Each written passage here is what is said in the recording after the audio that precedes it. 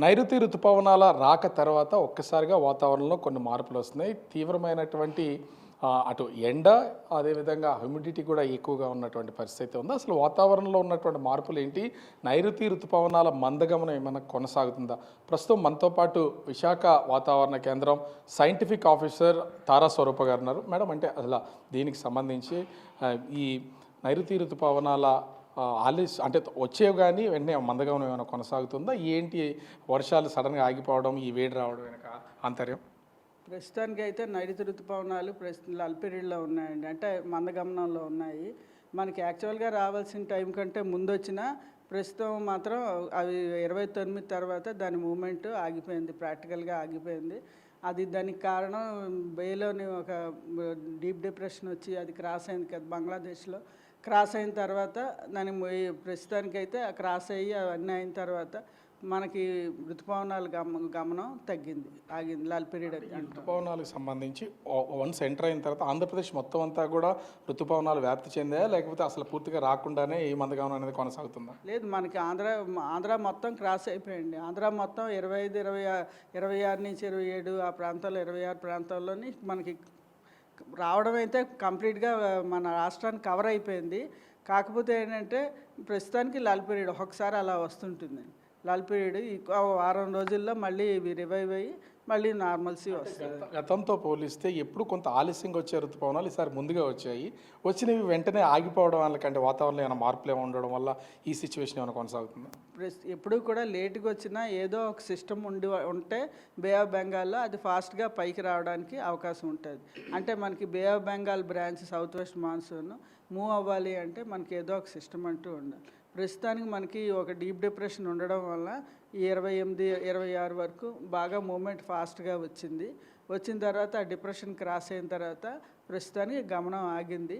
ఇది ఒక వారం రోజులు ఇలా లాల్ పీరియడ్ లాగా ఉండి తర్వాత నుంచి ఆటోమేటిక్గా దాని మటుకు అదే రివైవ్ అయ్యి మళ్ళీ నార్మల్ మాన్సూన్ వచ్చే అవకాశం ఉంది. అంటే గడిచిన 3-4 రోజుల నుంచి వాతావరణంలో కొంత వేడి పెరిగినటువంటిది, ఉష్ణోగ్రతల స్థాయి కూడా పెరిగినట్లు కనిపిస్తుంది. దీనికి ఏమైనా రీజన్స్ ఏమైనా ఉన్నాయా? స్పెషల్గా ఏమీ లేవండి. సమ్మర్ అంటే మనకి ఎలాగా వేడిగా ఉంటుంది. సమ్మర్ ఎక్కువగా ఉంటేనే మాన్సూన్ మూమెంట్ కూడా చాలా ఫాస్ట్గా ఉంటుంది. ప్రస్తుతానికి అయితే మనకి బాగా రెయిన్స్ పడడం వల్ల బాగా కూల్ అయిపోయింది, మనం అడ్జస్ట్ అయిపోయాం టెంపరేచర్కి. ఇప్పుడు మనకి క్లౌడీనెస్ కూడా కొంచెం తగ్గింది, అందువల్ల ఎండలు ఉన్నాయి.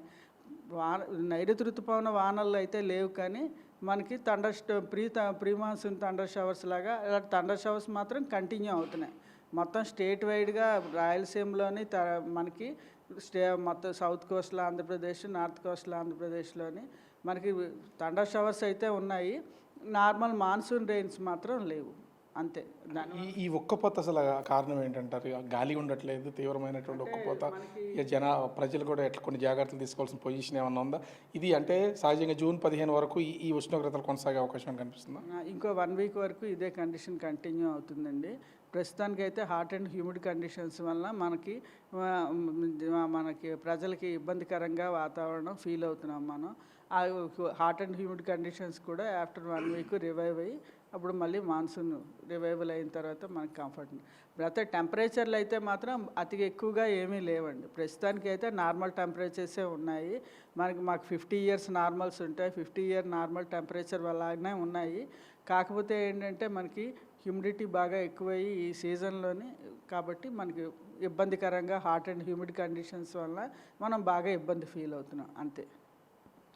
సో అంటే గడిచిన వారం రోజుల క్రితమో అటు బంగాళాఖాతంలో ఏర్పడినటువంటి వాయుగుండం అటు బంగ్లాదేశ్, పశ్చిమ బెంగాల్ మధ్య తీరం దాటిన తర్వాత ఇంచుమించుగా 29 నుంచి కూడా ఈ నైరుతి ఋతుపవనాల మందగమనం అనేది కొనసాగుతుంది. ఇంకా ఒక్కొక్క వారం రోజులు ఇదే విధంగా ఉంటుంది. తర్వాత ఖచ్చితంగా మళ్ళీ వర్షాలు కురిసే అవకాశం ఉంటుంది. ముఖ్యంగా ఈ వేడి కూడా ఉష్ణోగ్రతలు పెరిగినది ఏమీ లేదు. గత 50 సంవత్సరాల నుంచి ఏ ఉష్ణోగ్రతలు అయితే ఉన్నాయో అదే ఉష్ణోగ్రతలు ప్రస్తుతం కొనసాగుతున్నాయి. కాకపోతే ఇంతకుముందు వర్షాలు కురిసి కొంత వాతావరణం చల్లబడిన తర్వాత వస్తున్నటువంటి ఎండలు కావడం వల్లే పూర్తిగా ఆ హ్యూమిడిటీ అని ఫీల్ అవుతున్నటువంటి పరిస్థితి అయితే ఉంది. మళ్ళీ జూన్ 15 తర్వాత ఆటోమేటిక్గా నైరుతి ఋతుపవనాల కదలిక మూమెంట్ స్పీడ్గా ఉంటుంది. దీంతో పాటుగా వర్షాలు కురిసే అవకాశం ఉంది. ప్రస్తుతం ఇదే ఉష్ణోగ్రతలు కొనసాగుతూ ఉంటాయి మరొక వారం రోజుల పాటు అని విశాఖ వాతావరణ కేంద్రం సైంటిఫిక్ ఆఫీసర్ తారా స్వరూప గారు చెప్తున్నటువంటి పరిస్థితి కనిపిస్తోంది.